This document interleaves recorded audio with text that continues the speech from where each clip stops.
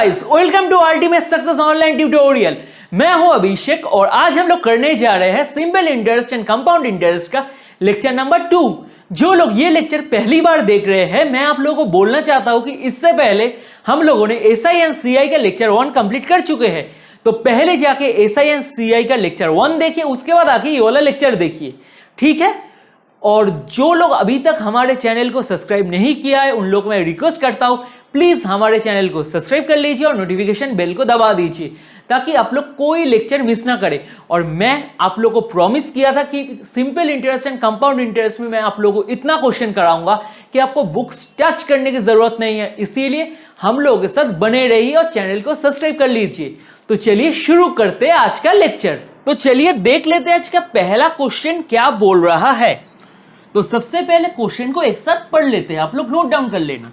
At what rate % per annum simple interest will a sum of money triple itself in 25 years? क्या बोल रहा है?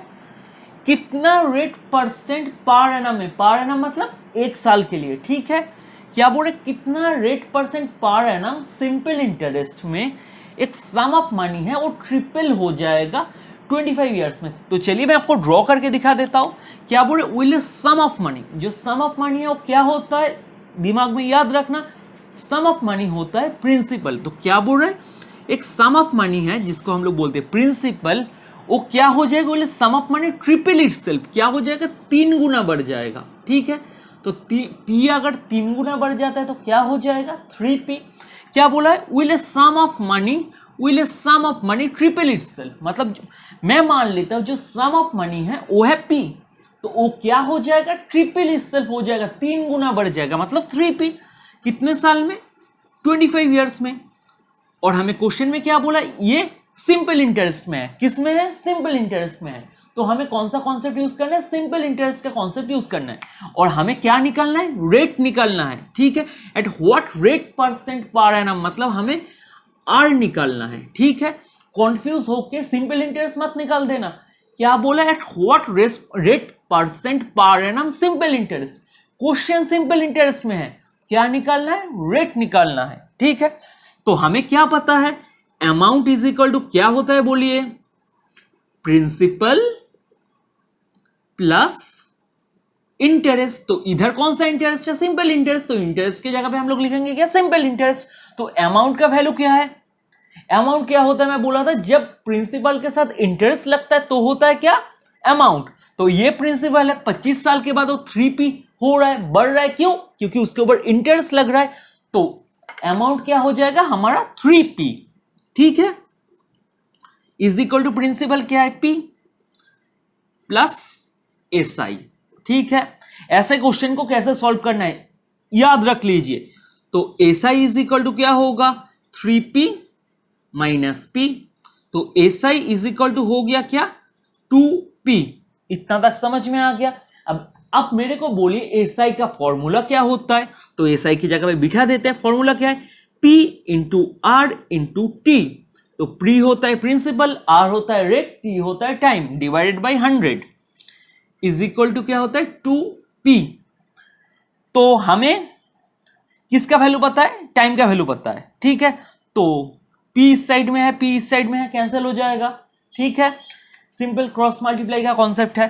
तो बचा क्या, इस साइड में आपको करके दिखाता हूं, R इंटू टी का वैल्यू है 25 बिठा दिया, divided by 100 is equal to 2। क्योंकि P कैंसिल हुआ, 2 तो कैंसिल नहीं हुआ ना। तो 25 इंटू कितना होता है, 100, 25 इंटू 4 होता है 100। अब क्रॉस मल्टीप्लाई होगा तो R इज इक्वल टू क्या होगा, 8 नहीं होगा, क्या बोला है, रेट % मतलब 8%। तो हमारा आंसर को क्या हो गया, 8%। At what rate % per annum will the sum of money triple itself in 25 years? तो कितना रेट % में ये जो सम ऑफ मनी है, ये जो P है, ये 3 गुना बढ़ जाएगा 25 साल में। कितना रेट में, हम लोगों ने निकाल लिया क्या होगा, 8% में, ठीक है। समझ में आ गया। तो चलिए नेक्स्ट क्वेश्चन देखते हैं। तो चलिए आज का नेक्स्ट क्वेश्चन देख लेते हैं। पूरा सेम क्वेश्चन है पहले क्वेश्चन की तरह, पहले खुद सॉल्व करना, उसके बाद मेरा सोल्यूशन देखना। तो चलिए, at what rate of simple interest per annum will sum double itself in 8 year.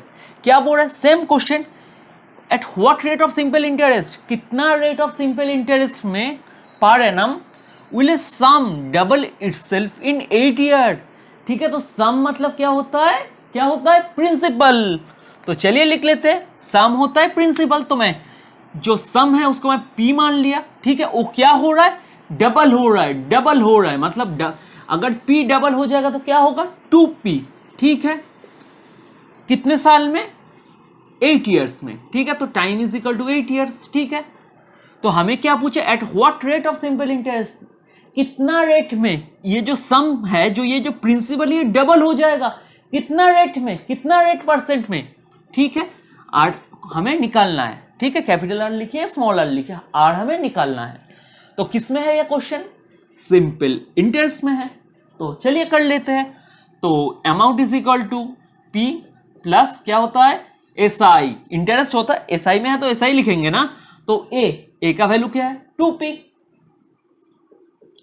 Is equal to P plus S I. तो S I is equal to क्या होगा, 2p minus P, 2p minus P. तो S I is equal to हो गया क्या, p। Clear, इतना तक। अब सिंपल क्या करेंगे, हमें क्या निकालना है, आर। तो सोचिए क्या करना है, पहले क्वेश्चन में दिखाया था, तो एसआई का फॉर्मूला लिख देते हैं एसआई की जगह पे। तो एसआई इज इक्वल टू क्या होता है, P into R into T. T के जगह पे मैं डायरेक्ट टी का वैल्यू लिख देता हूं, divided by 100 is equal to क्या है, पी। 2p माइनस पी क्या होता है, पी। तो पी कैंसिल आउट हो जाएगा। ठीक है, तो आर इज इक्वल टू क्या होगा, आर इज इक्वल टू होगा 100 डिवाइडेड बाई 8।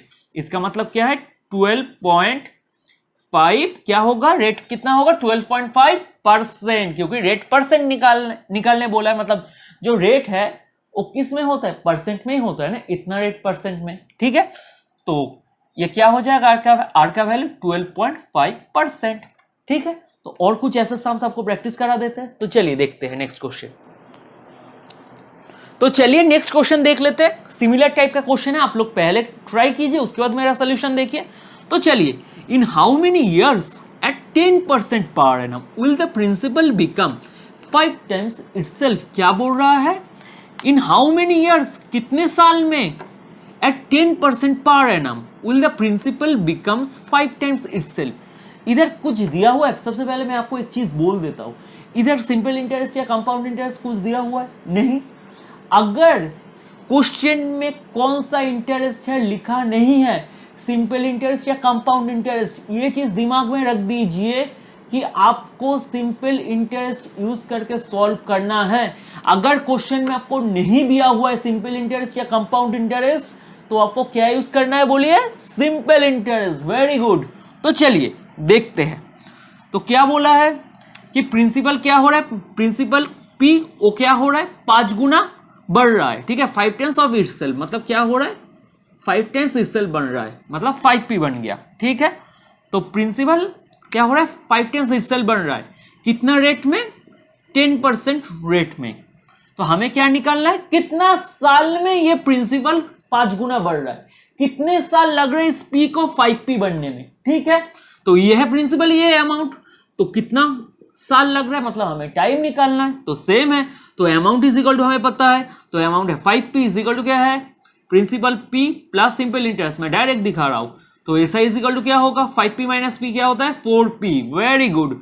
तो S I is equal to p into R into T. तो मैं r की जगह पे डायरेक्ट वैल्यू लिख देता हूं, p इंटू 10 इंटू टी, क्योंकि हमें 10 t का वैल्यू निकालना है, divide by 100 is equal to क्या होगा, 4p। ठीक है, क्योंकि एस आई की जगह पे वैल्यू बिठा दिए, तो 0 0 cancel out, p cancel out. तो t इज इक्वल टू क्या होगा, 4 इंटू 10 मतलब 40, मतलब 40 ईयर्स। कितना साल लगेगा प्रिंसिपल को अपने 5 गुना बढ़ने में, कितना टाइम लगेगा इस p को 5p बनने में, 40 ईयर्स लगेगा। सिंपल, समझ में आ गया। तो चलिए नेक्स्ट क्वेश्चन देखते हैं। तो चलिए नेक्स्ट क्वेश्चन देख लेते हैं। Ritesh lent ₹2000 to Hitesh at 5% per annum. Calculate the simple interest at the beginning of 5th year. SI मतलब क्या है, सिंपल इंटरेस्ट। तो क्या बोला है क्वेश्चन में, रितेश ने लेंट किया है 2000 रुपया किसको, हितेश को। पैसा किसके पास था, रितेश के पास। The amount which I have क्या होता है, प्रिंसिपल। ठीक है, तो प्रिंसिपल क्या है, 2000 रुपीज, तो मैं लिख लेता हूं P is equal to rupees 2000। ठीक है, किसको दिया है? हितेश को। कितना रेट ऑफ इंटरेस्ट में? 5% पर एनम के रेट ऑफ इंटरेस्ट में दिया है। ठीक है, कैलकुलेट द SI मतलब simple interest at the beginning of 5th year. हमें क्या बोला है? बिगिनिंग ऑफ 5th ईयर में हमें क्या कैलकुलेट करना है? सिंपल इंटरेस्ट कैलकुलेट करना है। ठीक है, तो टाइम क्या होगा? बोलिए मेरे को। 5 होगा। अच्छी तरह से देखिए, बिगिनिंग ऑफ 5th ईयर बोला है, मतलब क्या है? आप अगर बैंक में पैसा जमा करते हो, इंटरेस्ट कब मिलता है? पूरा साल, पूरा साइकिल को कंप्लीट करने के बाद ही तो आपको इंटरेस्ट मिलता है ना। आज दिए हो आज ही मिल जाएगा क्या? नहीं। तो बिगिनिंग ऑफ 5th ईयर बोला है, इसका मतलब क्या है? बिगिनिंग ऑफ 5th ईयर शुरू हो रहा है, मतलब इंटरेस्ट कब मिलेगा? जब पूरा 4 साल कंप्लीट करेगा तब मिलेगा ना। अगर बैंक में पैसा दोगे पूरा रोटेट होने के बाद ही तो पैसा आएगा ना, पहला दिन तो नहीं आ जाएगा ना। ये सब लैंग्वेज ना एग्जामिनर हम लोगों को कंफ्यूज करने के लिए देता है। अगर आप गलती से 5 लिख के कैलकुलेशन कर दोगे, होगा ही नहीं। आपको सॉल्यूशन तो मिल जाएगा, टिक मार के आ जाना ऑप्शन में, बट क्वेश्चन क्या होगा? गलत।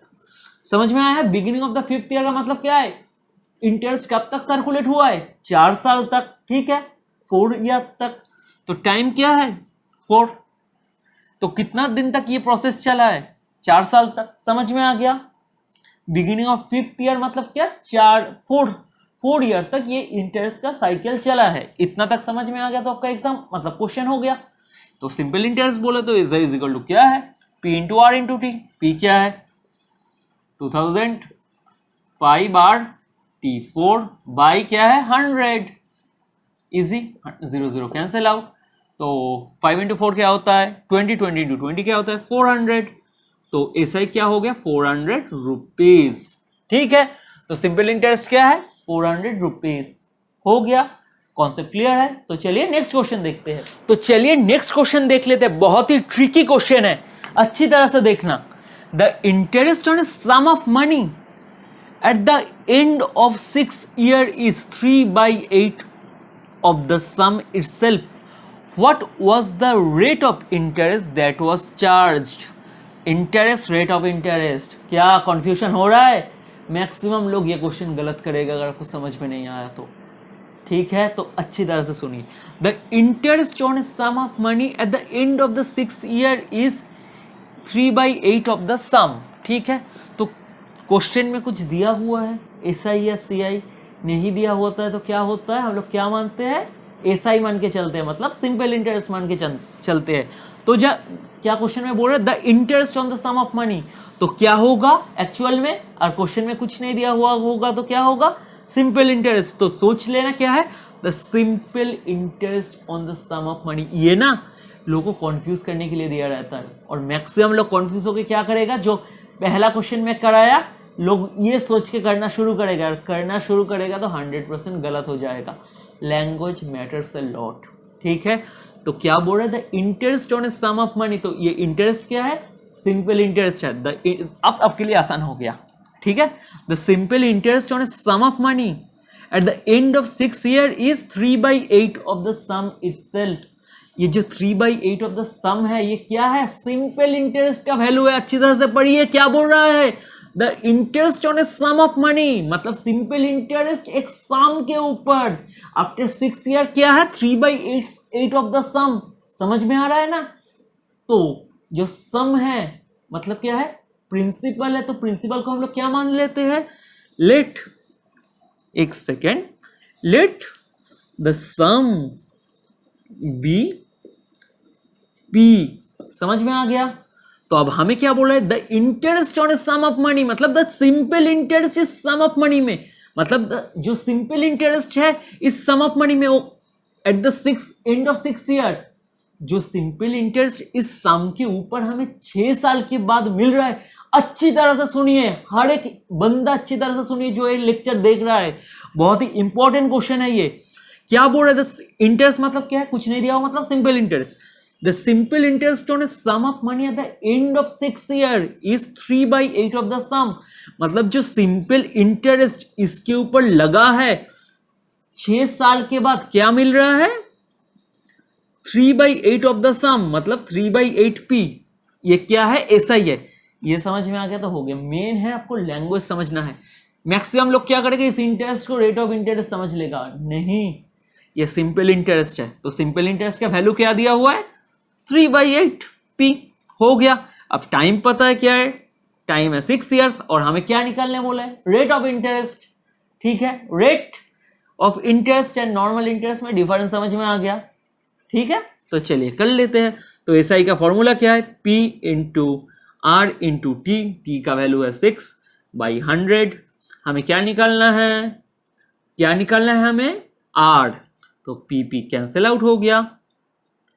ठीक है, तो आर इज इक्वल टू क्या होगा? क्रॉस मल्टीप्लाई करते 3/8 100/6। 3 इंटू 2 6, 2 इंटू 50 100। ठीक है, तो इसको अगर आप सॉल्व करते हैं, देख लेता हूं मैं एक बार। 8 इंटू 6 48, 2/8 मतलब 2 इंटू 2 इंटू 4 8, मतलब क्या है? 6 1/4% is your rate of interest. I hope ये वाला क्वेश्चन समझ में आ गया होगा। सिर्फ यहां से इधर से लेके इधर तक ये लाइन बहुत इंपॉर्टेंट है। समझ में आ गया तो आपका सम्स हो गया। ठीक है, और ये चीज ध्यान रखना, अगर आपको इंटरेस्ट दिया नहीं है, मतलब सिंपल इंटरेस्ट या कंपाउंड इंटरेस्ट बोला नहीं है, तो आपको सिंपल इंटरेस्ट यूज करना है। तो चलिए नेक्स्ट क्वेश्चन देखते हैं। तो चलिए देख लेते हैं आज का लास्ट क्वेश्चन क्या बोल रहा है। The sum which amounts to ₹364.80 in 8 years at 3.5 simple interest per annum is. तो क्वेश्चन क्या बोल रहा है? बहुत ही आसान है। The sum which amounts to, the sum मतलब क्या होता है? प्रिंसिपल। ठीक है, ये प्रिंसिपल क्या हो रहा है? अमाउंट हो रहा है। कितना अमाउंट हो रहा है? ₹364.80। ठीक है, कितने साल में? 8 साल में। ठीक है, कितना रेट ऑफ इंटरेस्ट में? 3.5% रेट ऑफ इंटरेस्ट में। और क्वेश्चन किस में है? सिंपल इंटरेस्ट में। तो हमें क्या पूछा है? ये जो सम है, ठीक है, ये कितना है, ये हमें क्वेश्चन पूछा है। ये जो सम है, जो अमाउंट हो रहा है इतना, इतने टाइम में इतना रेट ऑफ इंटरेस्ट में, तो ये सम क्या है? ये हमें निकालना है। जो प्रिंसिपल है ये हमें निकालना है।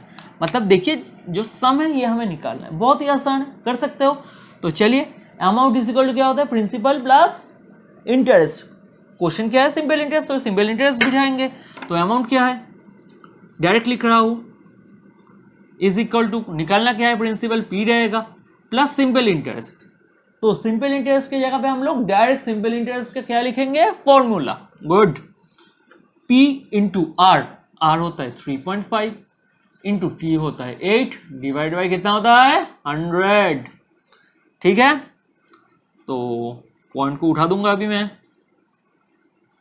पॉइंट को हटाएंगे तो 2 0 आ जाएगा, क्योंकि पॉइंट के बाद 2 नंबर है।